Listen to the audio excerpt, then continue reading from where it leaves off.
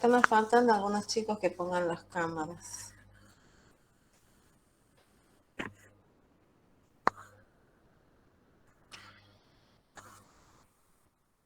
Te veo, Gerardo, ya te veo que estás acá al costado. Bien. Martín Vargas.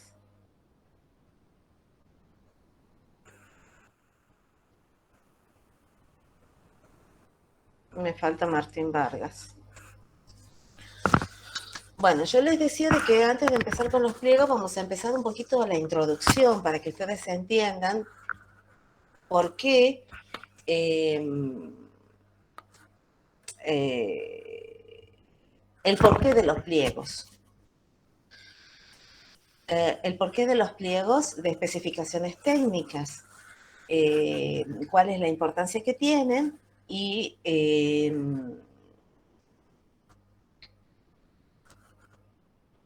se percaten, digamos, de por qué es tan importante tratar de hacerlo lo más claro posible. Entonces, pero vamos a hablar de la ley provincial, es decir, nosotros tenemos una ley nacional de obras públicas y una ley provincial de obras públicas. La ley provincial es la 5.854 y la ley nacional es la 13.000, no me acuerdo bien en este momento, ya les voy a decir bien el número, pero está en el 13.000 y algo. 13.000 y algo, es 13.064, una cosa así. Y es importante, ustedes la van a ver a la ley con mucho más detalle cuando vean organización de obra. Cuando vean organización de obra, la van a más en detalle, van a conocer más los conceptos. Yo les voy a dar un pantallazo somero y apuntando a lo que nosotros queremos aplicar en las obras viales, más que nada, ¿sí? Entonces, bueno, voy a empezar presentándoles. A ver, acá estamos.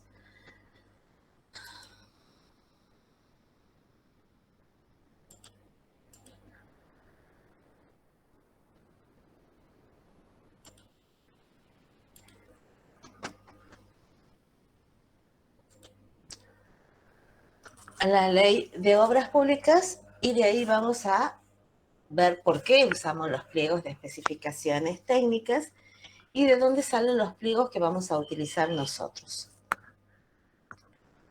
La ley de obras públicas provincial es la ley 5.854. Ustedes en internet la pueden buscar tranquilamente al texto, ponen ley de obras públicas 5.854 Tucumán, les va a aparecer el texto, lo van a tener disponible.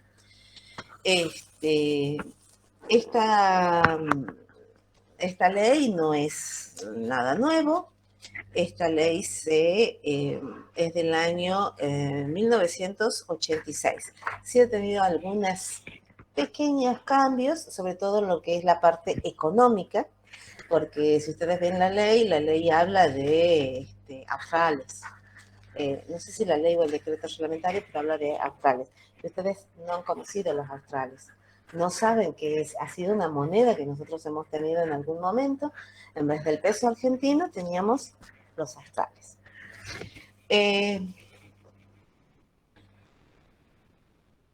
Bueno, la ley de obras públicas tiene distintos capítulos.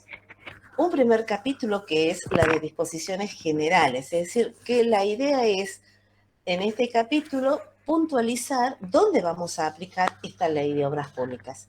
¿Qué vamos a considerar como obra pública sujeta al régimen de esta ley? ¿Sí? Y habla de aquellas obras que realice la provincia, que realice los municipios, que estén, por supuesto, los municipios que estén adheridos a esta ley, son todos los municipios de Tucumán, ya sea distintos tipos de reparticiones, como puede ser de ley provincial, como puede ser la Dirección Provincial del Agua, como puede ser el Instituto Provincial de la Vivienda, etcétera.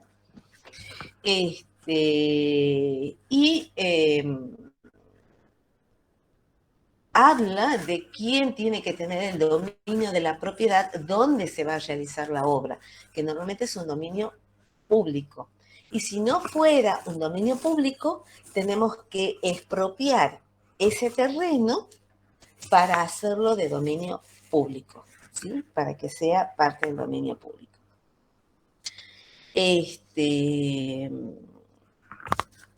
Y después, bueno, las obras dice que se pueden ejecutar por contrato o por administración. Es decir, por contrato significa que nosotros, la repartición va a contratar a un tercero, a un privado, para ejecutar una obra. Y por administración es que la misma repartición es la que va a realizar la obra a través de su gente, con el trabajo de su gente. Eso es, digamos, a grandes rasgos lo que dice el capítulo 1. Como les digo, en profundidad ustedes lo van a ver en la obra, en la asignatura de organización de obra. El capítulo 2 habla de los estudios, de los proyectos y del financiamiento. Y acá es donde dice de que la obra tiene que estar, digamos, para ejecutarse tiene que estar debidamente fundada la necesidad de hacer esta obra en un fundamento de orden público, es decir, que sea necesaria para, para todo el público, para toda la gente, digamos, de alguna manera tiene que tener un fundamento. ¿Por qué la vamos a ejecutar a la obra? Y además debe tener un crédito legal, es decir, que debemos disponer de un dinero, tiene que estar dispuesto ese dinero, reservado ese dinero, ese monto de dinero para esa obra. El monto de dinero que se reserva es el valor del presupuesto oficial más un porcentaje de imprevistos que pudiera haber.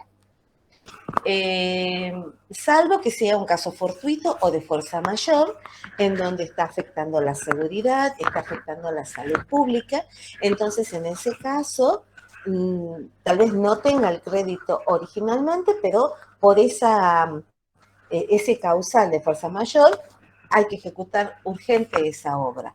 Por ejemplo, debido al tema de la pandemia, hubo que, espérenme un segundito. Debido a la pandemia hubo que hacer algún tipo de remodelaciones, de trabajos accesorios en los hospitales. Eso ha sido algo de fuerza mayor para la salud pública. Entonces, en ese momento no tenía su crédito legal, su financiamiento asegurado, pero se lo hizo. Después se hizo una modificación en el presupuesto para asignarle un dinero a ese proyecto. Supongamos que haya inundaciones, es decir, tormentas extraordinarias que produzcan inundaciones y que debamos de alguna manera hacer algún tipo de obra para resolver esa situación de inundación. Entonces, no está el dinero asignado para esas obras, pero hay que hacerlas. Entonces, de alguna manera, se corrige el presupuesto, se saca dinero de otro lado y se lo asigna. Por eso es el caso de fuerza mayor. El proyecto, ¿quién es responsable del proyecto? El organismo que realizó el proyecto.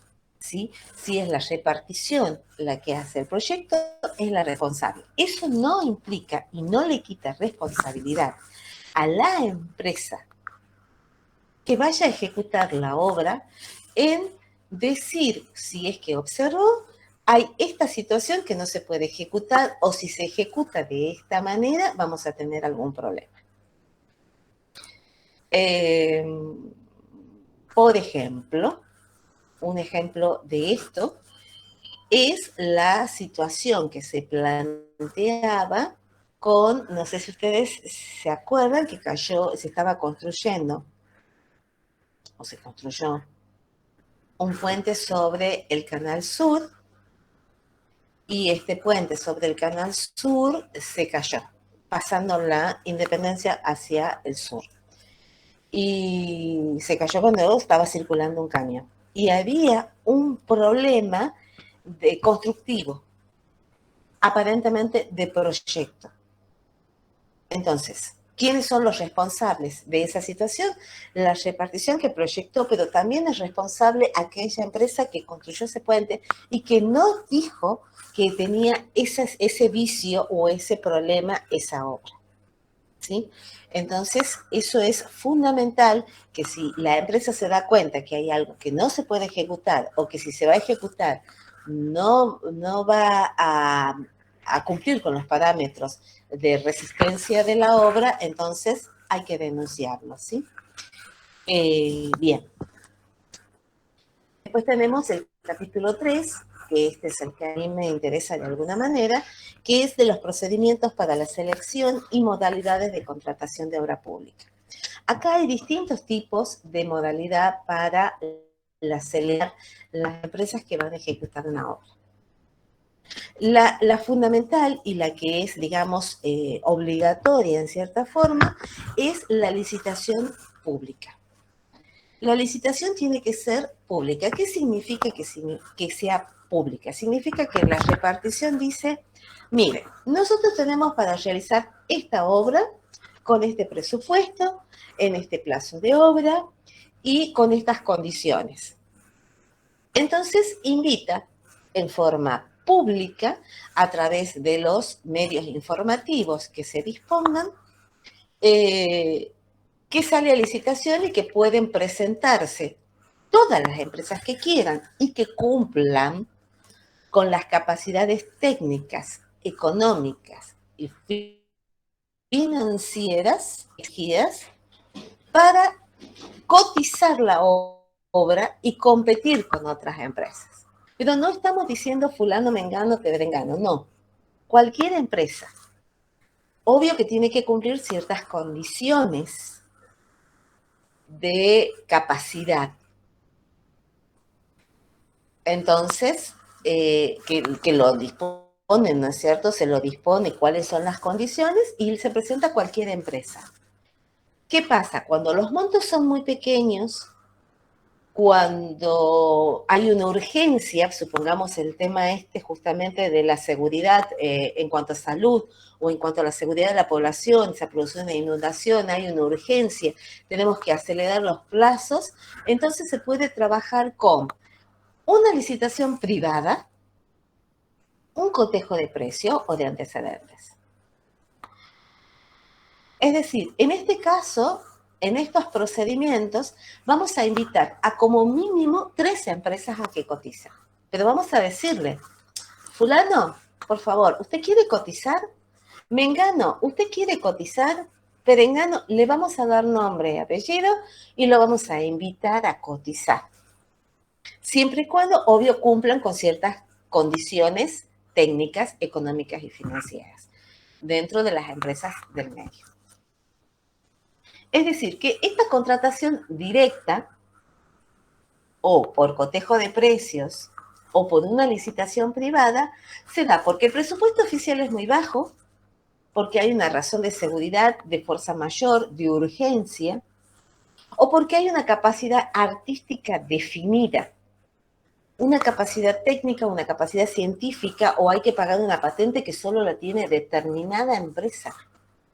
Entonces, solamente podemos hablar con estas empresas. Supongamos que tengamos que hacer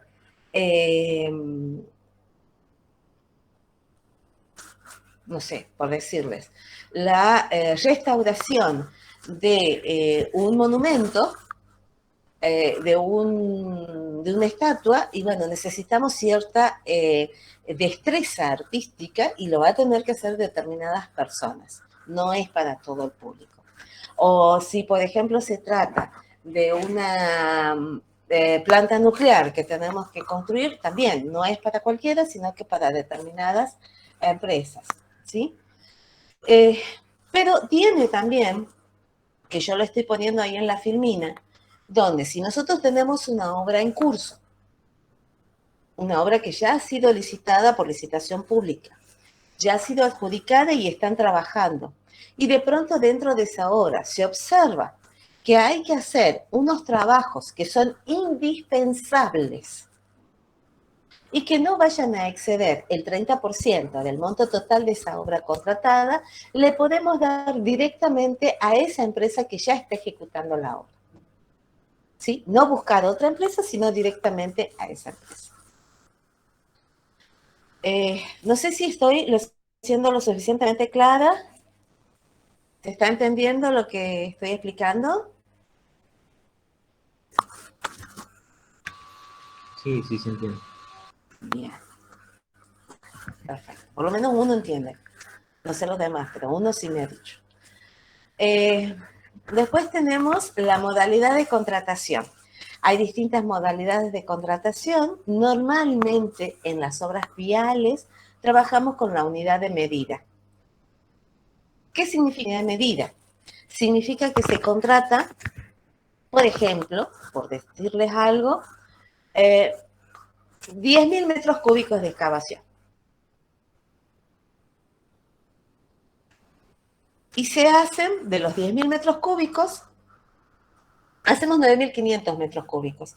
Se van a pagar solamente lo ejecutado. Hay una salvedad que tiene que ver con que disminuya la cantidad en más o en menos un 20%, que ya lo vamos a ver.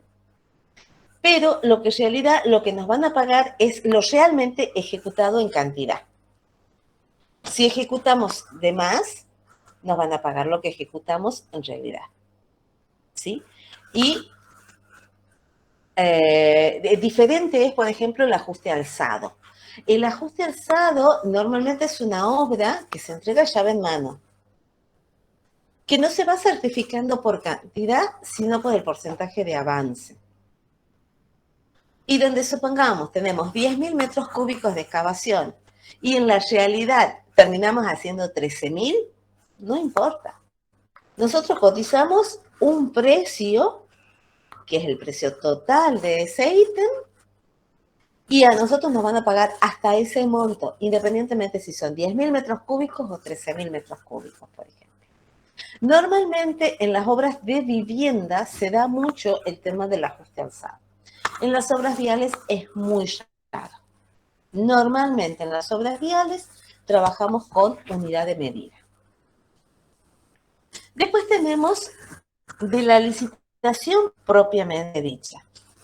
Y acá es muy importante porque tiene que ver con la publicación, cómo se va a publicar, qué es lo que se va a hacer, cómo se va a hacer ese aviso para publicar. Normalmente nosotros antes lo publicaban en el diario de mayor tirada en la provincia. Actualmente existe una página donde, en una página web, donde están todas las licitaciones de las distintas provincias, de las distintas reparticiones. O en la misma página que sea del superior gobierno de la provincia o de la nación, donde tiene una pestaña que dice licitaciones y ahí aparecen las licitaciones. Y eso ya se considera como suficiente para tomar conocimiento público. Es decir, que nosotros, empresas que queremos participar de licitaciones, ¿qué vamos a hacer? Vamos a estar permanentemente visitando esas páginas web a los efectos de saber cuáles son las licitaciones que se están publicando. No es que tengamos una notificación, no, directamente nosotros somos lo que vamos entrando en función de la provincia, donde queremos trabajar, de del tipo de obra que nosotros queremos realizar.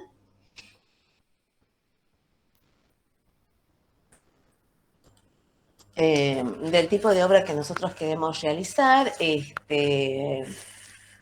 bueno, y ahí nos va a salir qué nos van a informar con respecto a estas obras.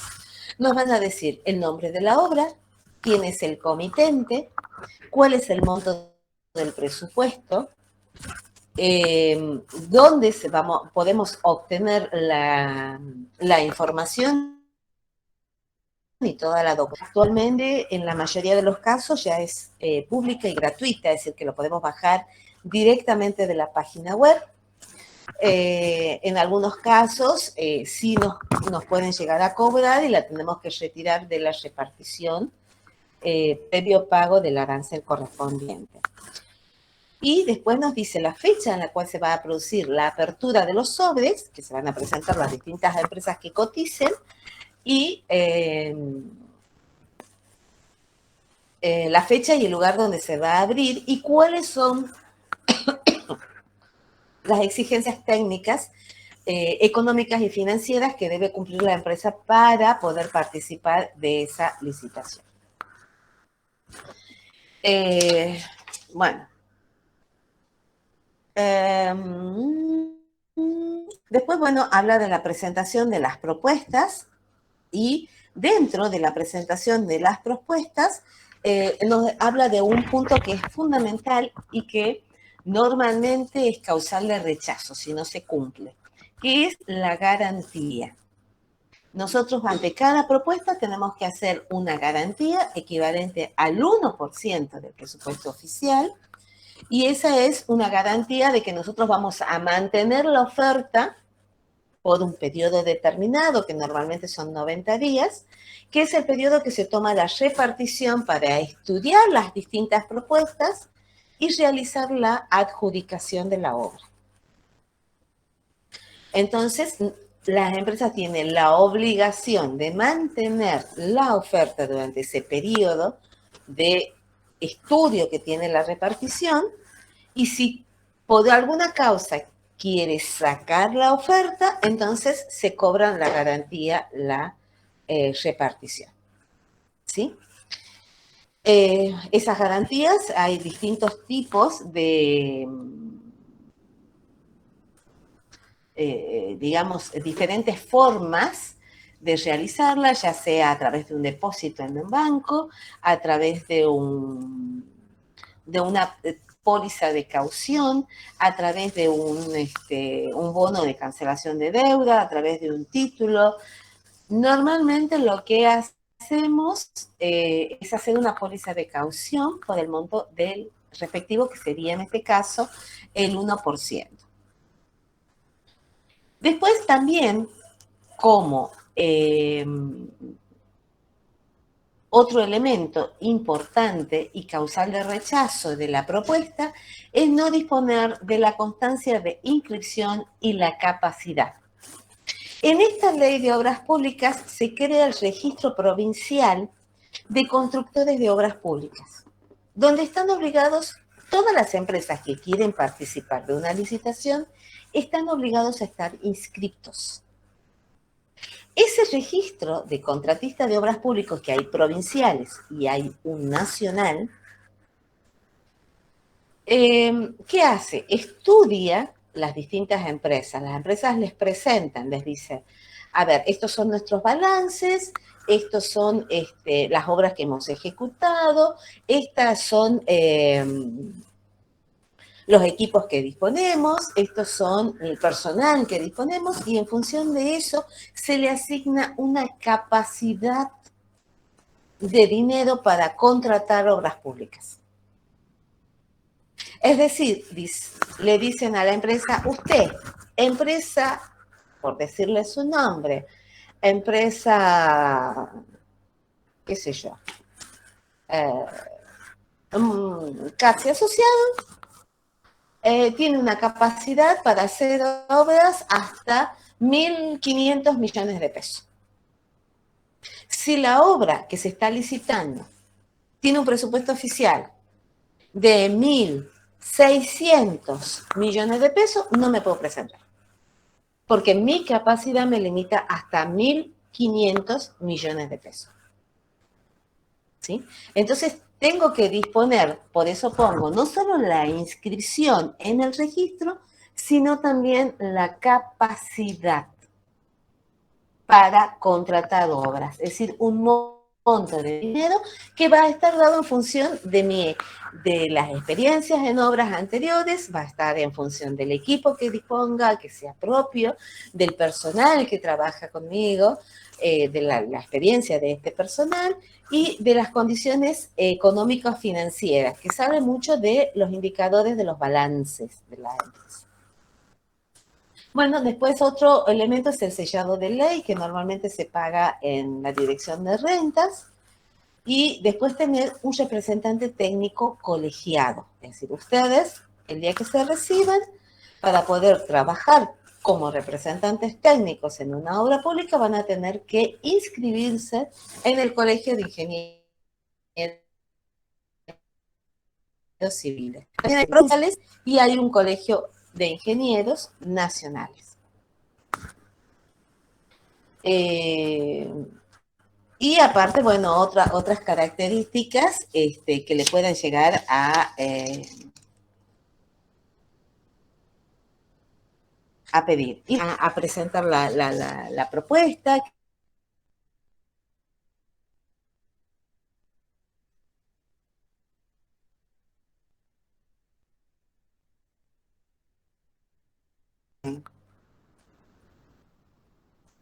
Se me clavó. ¿Se me escucha ahora?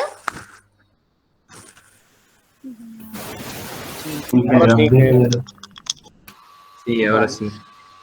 Perfecto. Repito entonces, las propuestas está descrito cómo se presentan, que se presentan en un sobre cerrado, que no está en un sobre lacrado, que inclusive muchas veces este sobre no tiene que tener el sobre cubierta, que lleva toda la documentación que hay que presentar, no tiene que tener el logo ni la identificación de la empresa.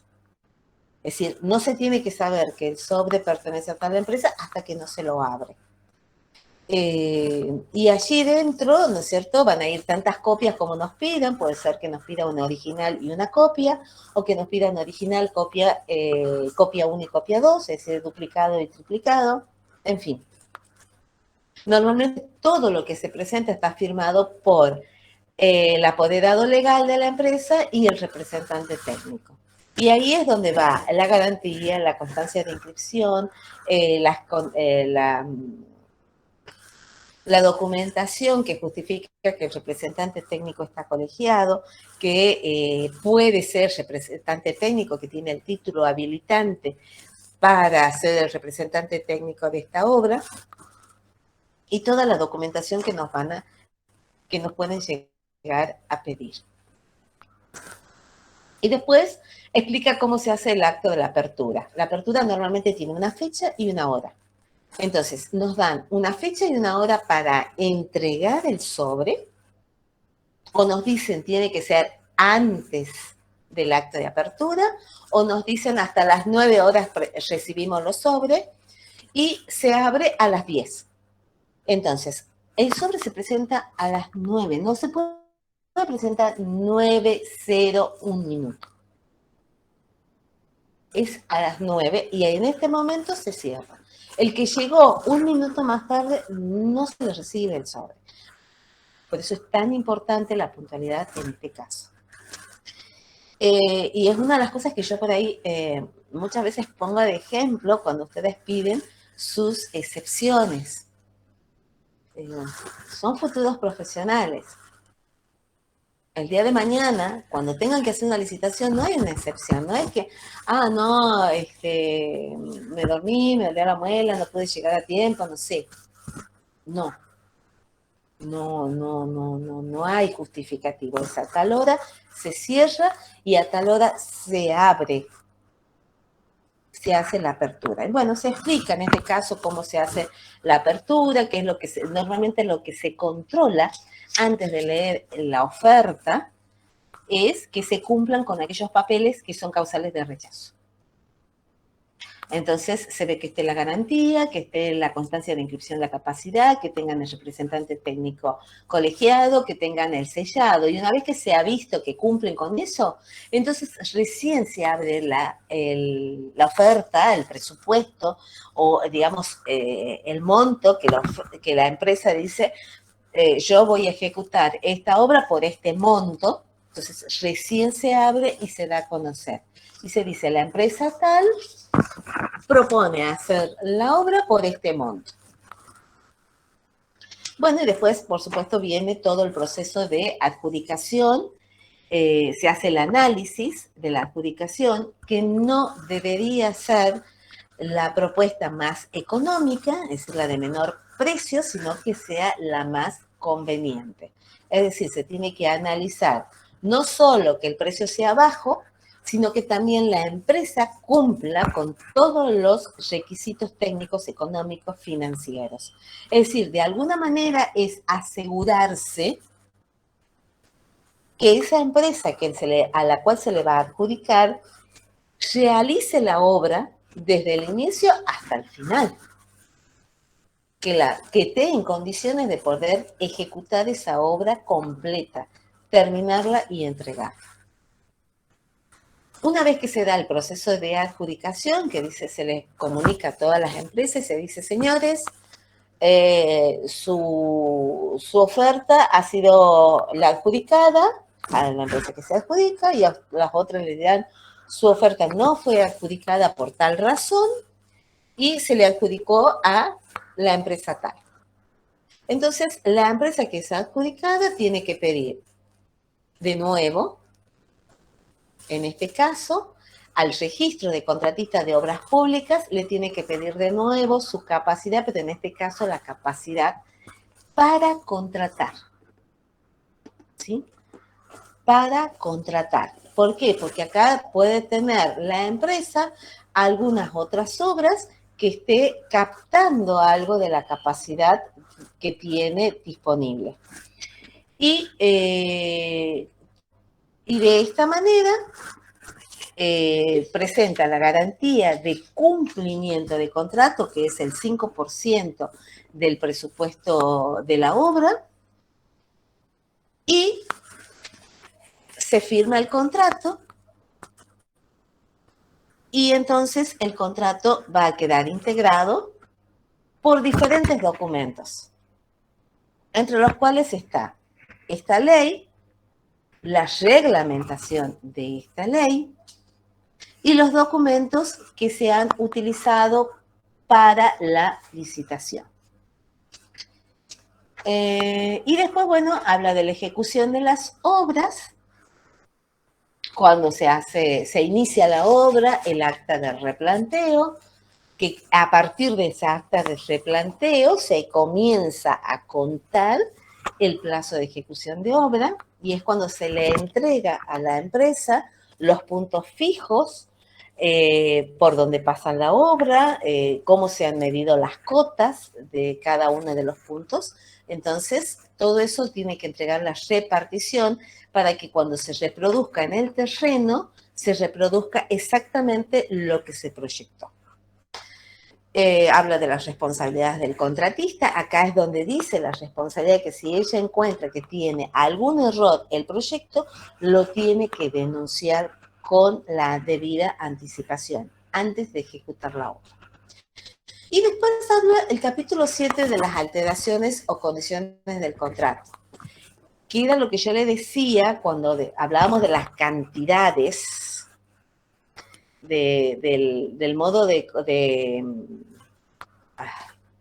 contratación por unidad de medida, que si nosotros tenemos que ejecutar en más o en menos un 20% de la cantidad que figura en el contrato, podemos pedir el cambio del precio del ítem. Si la modificación se encuentra dentro de ese 20%, no podemos pedir cambio del precio del ítem. Entonces es por eso que normalmente las modificaciones de obras no superan el 20%. Ni en más ni en menos en las cantidades de cada ítem, ni en el presupuesto total de la obra. ¿Por qué? Justamente por esta razón. Porque eso implicaría que va a cambiar el precio. Continuando con la ley de obras públicas, una vez que ya está el contrato firme y ya comenzamos, se ha hecho el acto de replanteo y comenzamos a trabajar, tenemos lo que es la medición de los trabajos que ejecutamos, la certificación y el pago. De cada medición, ¿no es cierto?, de cada mes que nosotros trabajamos, se van a medir los trabajos realizados, normalmente hasta el último día hábil del mes, y se van a realizar las hojas de medición donde dicen las cantidades que se ejecutó en el mes. Y sobre eso se va a hacer el certificado teniendo en cuenta el precio unitario que se propuso en la licitación. Y se hace un certificado. Sobre ese certificado se descuenta un 5% del fondo de reparo. ¿Qué significa ese fondo de reparo? Eso se descuenta a los efectos de que una vez que uno ha terminado la obra y se hace lo que se llama la recepción provisoria de la obra, después de esa recepción provisoria hay un periodo de garantía, donde todavía la empresa es responsable por esa obra y por los problemas que pudieran surgir y por la limpieza que se tiene que mantener en la obra. Ese periodo de garantía depende del tipo de obra, puede ser de 6 meses, puede ser de un año, puede ser de un año y medio. Depende del tipo de obra y eso lo disponen en los pliegos. Entonces, si la empresa se niega a realizar los trabajos de reparación que le están pidiendo que hagan durante el periodo de garantía, se cobran ese fondo de reparo para hacerla a las reparaciones. La repartición toma ese fondo de reparo que ha ido descontando en cada certificado y con eso va a realizar la reparación. Eso no significa que la empresa no tenga sanciones. La empresa tiene sanciones. Normalmente se notifica al registro del contratista y el registro de contratista digamos, no le otorga el certificado para poder licitar. Y ahí fíjense que hay distintos tipos de certificados. Le hice yo una enumeración de los certificados. El certificado ordinario de obra, que se paga al precio que hemos ofertado en la licitación. Pero también tenemos el certificado provisorio que antes se llamaba de variación de precios y que hoy se llama redeterminación de precios. Tenemos dos certificados de redeterminación, uno provisorio y el otro definitivo. ¿Por qué es esto? Porque cuando nosotros licitamos, supongamos, esto tiene que ver mucho con el proceso inflacionario que sufre el país. Nosotros tenemos un proceso inflacionario importante. Entonces, supongamos cuando nosotros licitamos con el cemento a, no sé, la verdad que en este momento no sé cuánto está el cemento, pero supongamos que esté a 500 pesos. Entonces, nosotros cotizamos el cemento a 500 pesos, pero yo recién voy a ejecutar el hormigón de acá a 6 meses. Y de acá a 6 meses el cemento no cuesta 500 pesos, sino que cuesta 800. Entonces, en ese caso, es necesario tener en cuenta esa variación del precio. Redeterminar el precio en el momento en que se ejecutó esa tarea y se utilizó ese cemento. Entonces, si yo hoy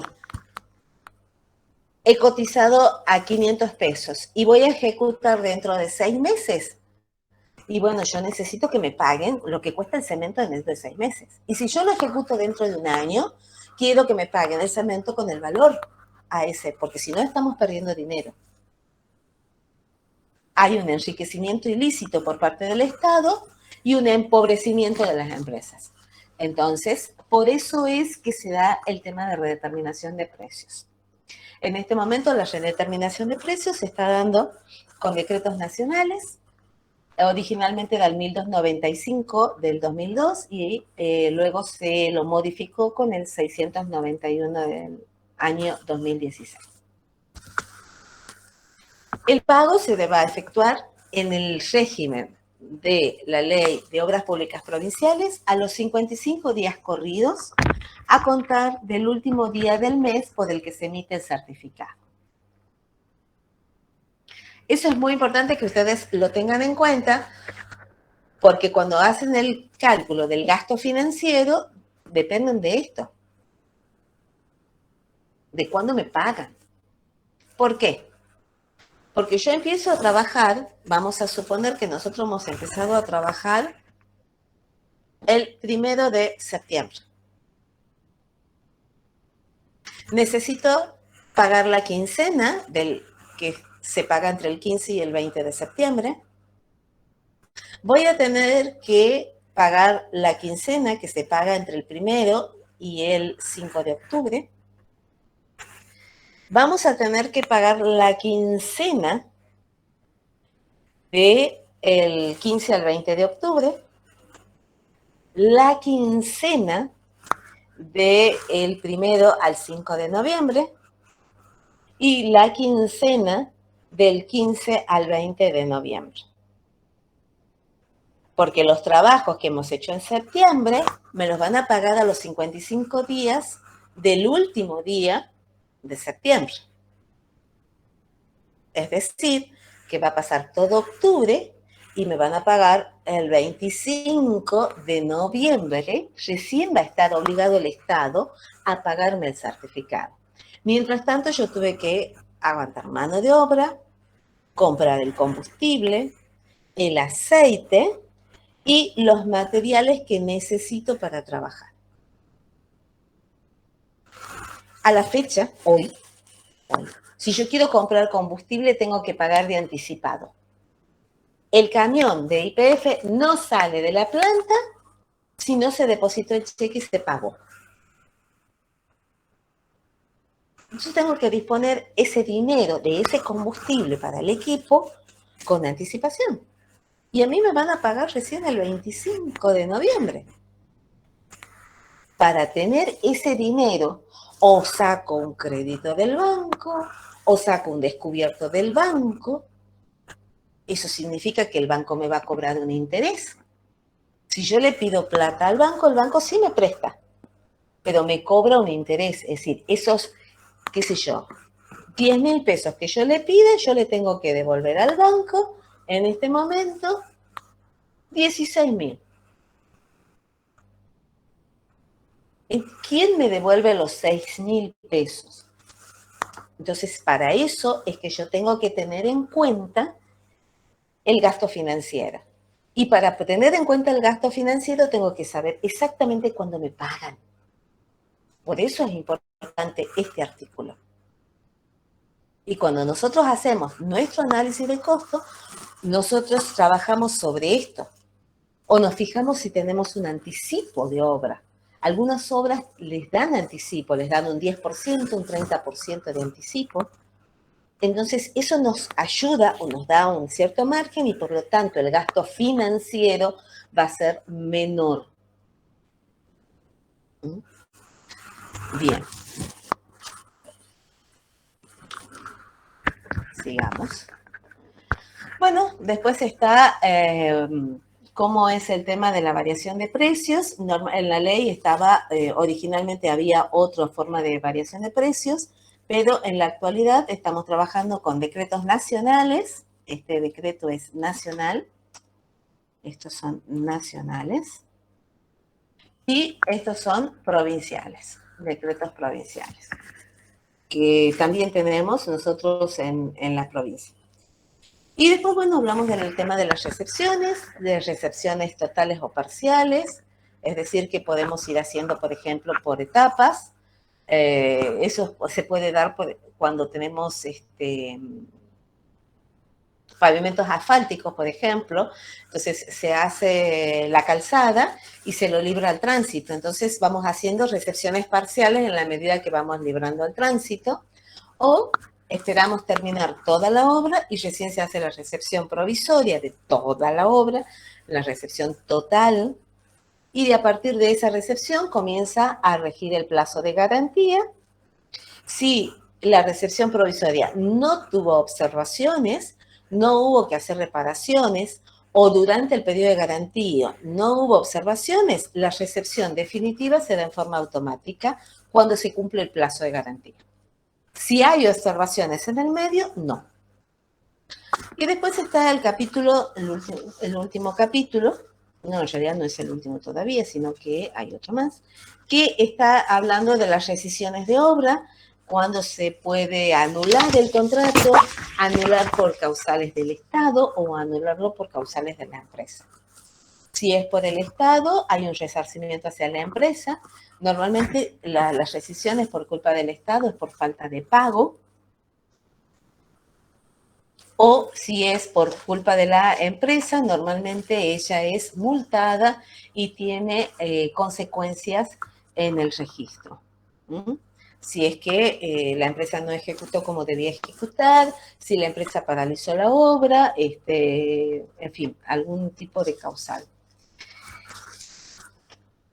Después tenemos de las obras por administración, cómo se van a regir las obras por administración, el capítulo del registro donde crea el Registro General de Constructores de Obras Públicas y le da las funciones.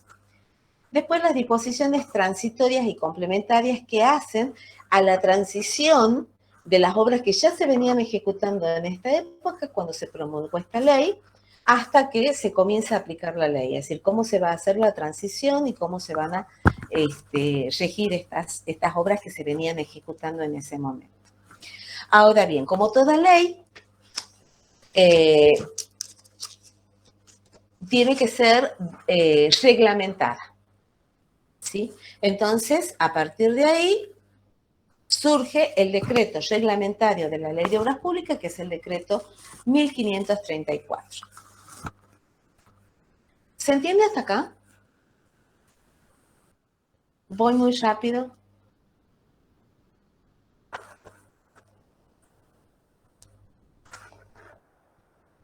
Sí, se entiende, ingeniera. ¿Sí se entiende?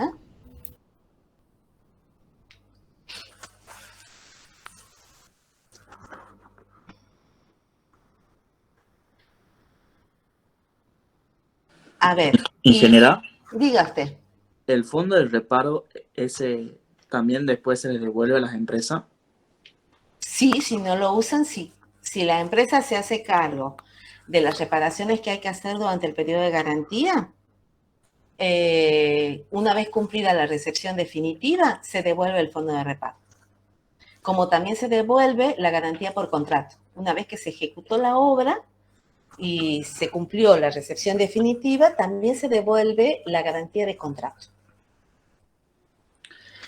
Y también sí. ahí está dentro, digamos, lo que sería, porque, por ejemplo, no sé, que sea 1.000.000 de pesos el fondo de reparo, pero de acá, no sé, a 6 meses, no es el mismo 1.000.000 de pesos de 6 meses atrás. Por eso es que normalmente no se lo hace con depósitos de dinero, porque eso no tiene actualización, no tiene una redeterminación, sino que se lo hace con una póliza de caución. Es decir, se contrata en una aseguradora una póliza de caución. Mientras esa póliza de caución está vigente y no la devuelve la empresa a la aseguradora, porque la repartición no se la devolvió a la empresa tiene que pagar mensualmente el mantenimiento de esa póliza de caución. Entonces, Bien. por eso es que las empresas, una vez que se termina la obra, piden el reintegro del fondo de reparo de la póliza y, porque normalmente el fondo de reparo también se lo reemplaza por una póliza de caución, justamente para no tener ese dinero guardado que me lo van a devolver a valor histórico. No me lo van a devolver actualizado. Entonces, para no tener ese valor así estacionado, ¿qué es lo que hacen? Se presenta una póliza de caución por el monto del fondo de reparo y entonces se va pagando mensualmente a la aseguradora un monto X, hasta que la repartición nos devuelve todas las pólizas de caución y nosotros se la devolvemos y la anulamos en la aseguradora. Bien, gracias, ingeniero. Bien, perfecto. Muy buena su pregunta. Sí. ¿Alguna otra pregunta? La garantía de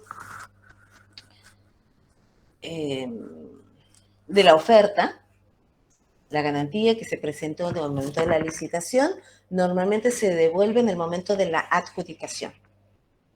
Se le devuelve a todas las empresas. ¿Sí? También se devuelve, ¿sí? Porque eso también venimos pagando mensualmente esa caución, entonces también para dejar de pagar eso a la aseguradora. Es como el seguro del auto. Ustedes están pagando el seguro del auto todos los meses. Ese seguro del auto se hace efectivo cuando ustedes tienen por X causa un accidente o alguna situación de un robo o algo, entonces en ese momento la aseguradora pone un dinero para cubrir ese accidente. Pero si no, y mientras ustedes pagan mensualmente el seguro, ¿no es cierto? Bueno, acá es más o menos lo mismo. Nosotros estamos de alguna manera asegurándole a la repartición de que la empresa primero va a mantener la oferta por el periodo que nos pide, que normalmente son 90 días o 120 días en algunas reparticiones. Después, que va a ejecutar la obra. Entonces tenemos una garantía de contrato, entonces pagamos un seguro a la repartición diciéndole nosotros vamos a hacerla la obra, cosa que si no la hacemos, la aseguradora va a tener que pagarle y resarcirla a la repartición. Y lo mismo con el fondo de reparo, es exactamente lo mismo, ese es el concepto. ¿Se entiende? Bien, acá en el decreto reglamentario, voy a volverles a compartir.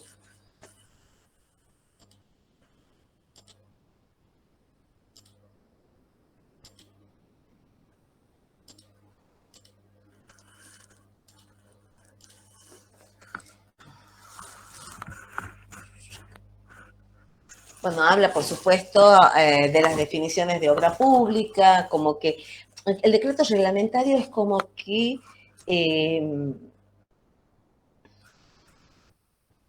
¿cómo les puedo decir? Aclara ciertos temas como que han quedado como muy,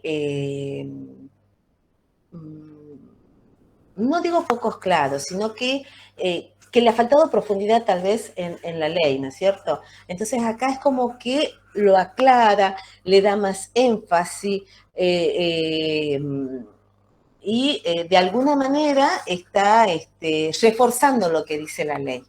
Entonces, primero, ¿qué se considera por obra pública? Toda construcción, trabajo, instalación que se lleve a cabo sobre bienes muebles o inmuebles, cualquiera sea el origen de los fondos que se emplearon. ¿Sí? Y que es la licitación pública. Y fíjense que acá, en el capítulo 2, yo lo remarqué, porque habla de estudios, proyectos, la financiación, pero habla de la documentación necesaria. Y cuando hace la descripción de la documentación necesaria, habla de los planos de la obra, que ustedes lo hicieron en el primer cuatrimestre, los planos de la obra. Y después habla de las bases y condiciones legales, generales y particulares. Es decir, cada repartición tiene sus bases y condiciones legales generales, que se aplican a todas las obras en general. Pero además va a tener una base y condición legal particular para esta obra.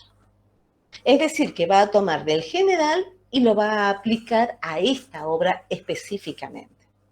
De igual manera, las especificaciones técnicas. De las especificaciones técnicas vamos a tener las especificaciones técnicas generales y después vamos a hacer la aplicación a la obra específicamente, por lo cual vamos a redactar las especificaciones técnicas particulares. Va a estar el régimen de reconocimiento de variación de precios, que en este caso sería redeterminación de precios, el presupuesto oficial, la memoria descriptiva de qué es lo que hay que ejecutar. ¿Sí? Y de ahí vienen los procedimientos para la selección y modalidades de contratación, cómo se va a hacer la adjudicación. Fíjense en que acá la ley habla de 60 días corridos desde la apertura de la propuesta para hacer la adjudicación. Para adjudicar, la empresa debe acreditar la capacidad para poder contratar. También hay, acá esto es muy importante, el orden de prelación. Ustedes van a ver que siempre van a tener que después recurrir a el orden de prelación. A ver, lo tengo acá para que ustedes... Dice, a los fines de lo establecido en la Ley de Obras Públicas se establece el siguiente orden de prelación. Es decir, ¿qué es lo que vale sobre qué? Primero vale la ley. Antes que nada, la Ley de Obras Públicas. El decreto reglamentario. Los pliegos de condiciones y de especificaciones particulares. Fíjense, ley, decreto reglamentario y después todo lo que es el pliego de bases y condiciones y especificaciones técnicas particulares. La memoria descriptiva, los planos de detalles, los planos de conjuntos. Recién vienen los pliegos y bases y condiciones generales, los pliegos de especificaciones técnicas generales. El presupuesto oficial, los análisis de precio y el contrato suscripto. Si la discrepancia surgiera, por ejemplo, en un mismo plano, entre la medida que da la escala y la que está acotada, vale la que está acotada y no la de la escala, por ejemplo. Es decir, supongamos que en las especificaciones técnicas, diga, en las especificaciones técnicas particulares, diga que se considera que la empresa está obligada a realizar una excavación, a depositar el material en un determinado lugar para clasificarlo, elegir el mejor material y recién volverlo a cargar y trasladarlo a la obra. Eso dice el pliego particular. Y el pliego general dice que la empresa no está obligada a hacer un movimiento de suelo si tiene que hacer ese doble movimiento de llevarlo a un determinado lugar, depositarlo y después volverlo a cargar. ¿Qué vale? ¿Qué tiene que hacer la empresa? Tiene que hacer lo que dice el pliego particular porque está antes que el pliego general, porque el particular está escrito justamente para esa obra específicamente, mientras que el general es muy amplio, está para todas las obras. De ahí la importancia del pliego particular. ¿Se entiende el concepto?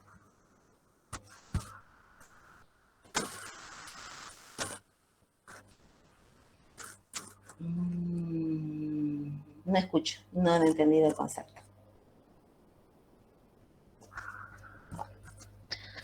No tengan miedo en decirme que no lo entienden, ¿no? Yo puedo no ser clara a veces para explicar. A mí me cuesta un poco también el tema de la virtualidad, entonces a veces presencial me resulta más sencillo.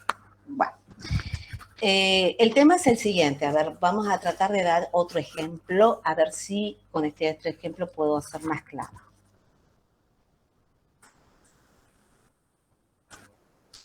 El pliego de especificaciones técnicas generales dice que en el ítem terraplén, ustedes ya lo han leído, los pliegos de especificaciones técnicas, ya saben, dice que en el pliego, que en el ítem terraplén van a pagar la limpieza del terreno, la excavación, el transporte y la ejecución de el terraplén. Y el pliego particular dice que en el ítem terraplén se paga solamente la excavación y la ejecución del terraplén. Si yo tengo que el orden de prelación o el orden de prioridad es primero el pliego particular y después el general, significa que en realidad me van a pagar solamente excavación y solamente la ejecución del terraplén, y no la limpieza del terreno, como dice el general. Porque en el orden de prioridades vale lo que dice el pliego particular. Y solamente si no está aclarado en el pliego particular, va a valer lo que dice el pliego general. ¿Está más claro ahora o todavía no? Sí, en general. ¿Sí? Sí. ¿Sí? Bueno. De todas maneras, lo vamos a volver a analizar después al concepto cuando ya lo veamos en los pliegos. Después habla de la ejecución de trabajos y acá normalmente cuando comenzamos a hacer una obra nos piden un plan de trabajo. Así nos dicen, a ver, ¿qué van a hacer mes a mes? ¿Qué cantidad de excavación van a hacer el primer mes, el segundo mes, el tercer mes? Entonces hacemos un plan de trabajo que hay que cumplirlo. Porque si no se cumple tenemos multas. Nosotros mismos proponemos, nosotros, la empresa contratista, propone su plan de trabajo y lo tiene que cumplir. Si no lo cumple, si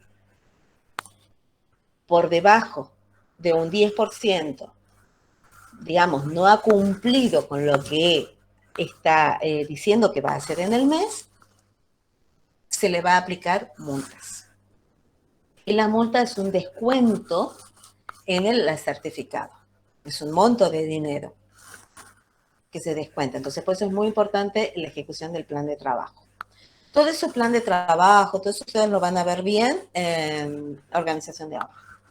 Bueno, y acá tenemos los dos libros de órdenes de servicio y de notas de pedido, que son las comunicaciones que hay entre el inspector de la obra y el representante técnico. El inspector le dice, le ordena o le dice las cosas que tiene que hacer la empresa a través de su orden de servicio. Y la empresa contesta o pide cosas a través de su libro de nota de pedido. Esas son las comunicaciones que tienen que estar en obra, digamos, permanentemente, y que el inspector está obligado a recibir la nota de pedido y el representante técnico está obligado a recibir la orden de servicio y cada uno a responderla. Tiene la obligación de responderla. Por sí, por no sé, pero la tiene que responder. Entonces, es muy importante esta comunicación de las...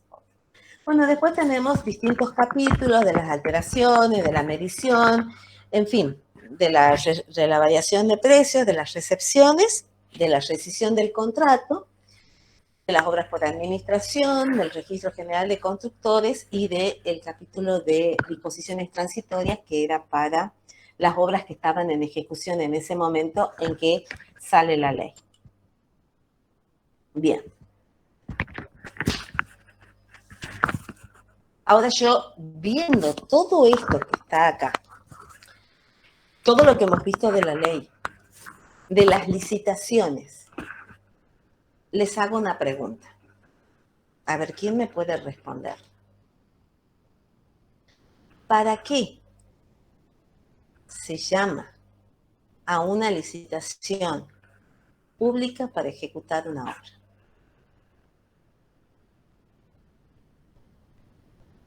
¿Qué busca el Estado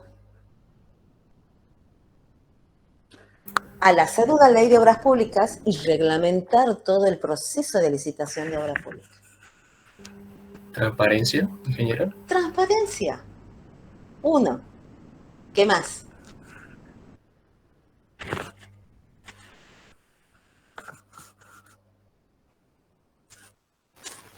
Igualdad de oportunidades. Igualdad de oportunidades para todas las empresas que se presentan. Igualdad de condiciones. Todas las empresas tienen la misma información y tienen que cumplir las mismas condiciones para presentarse y decir, quiero ejecutar esta obra. Entonces acá tenemos igualdad de condición, igualdad de oportunidad y transparencia. ¿Sí? Es decir, que se está buscando que la obra se ejecute al menor precio posible por una empresa que tenga la capacidad técnica, económica y financiera para hacerla, y se la elige entre todas las empresas del medio que quiera participar en la licitación. Por eso es que se toma el trabajo de hacer una ley de obras públicas, se toma el trabajo de hacer un registro de contratistas de obras públicas y de reglamentar todo esto. Y por eso es tan importante no solo el pliego de bases y condiciones legales, sino el pliego de especificaciones técnicas generales. Porque en las especificaciones técnicas nosotros le decimos exactamente qué tienen que ejecutar y cómo se le va a pagar todo lo que se ejecute. ¿Se entiende? Bueno, como les veo caritas de cansado, vamos a tomar un pequeño recreo de 10 minutos. Yo tengo 4:44, pero podemos decir que son 4:45, entonces 4:55 nos volvemos a ver. Muy bien. Bien, ingeniera. Ingeniera. Bueno.